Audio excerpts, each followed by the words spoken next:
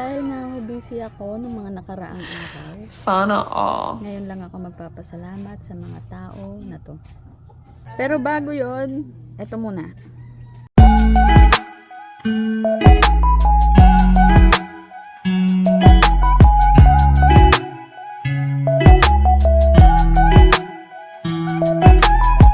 Ito na nga ho yung mga taong aking papasalamatan.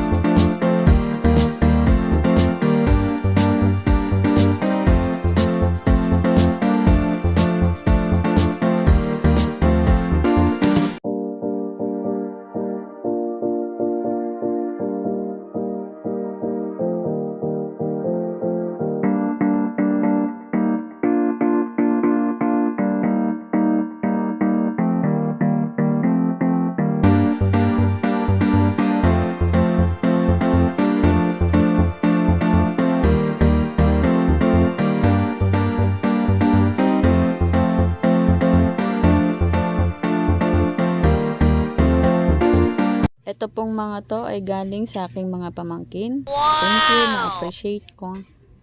At ito naman po ay galing sa aking butihing ina. At may pahabol pa nga. At yung pinakalas po, pakihulaan nyo na lang. At yun na lang po. Maraming salamat po sa lahat ng nakaalala at nag-effort. Thank you. Ngayon lang ako magte-thank you kasi medyo busy ng mga nakaraang araw. Thank you.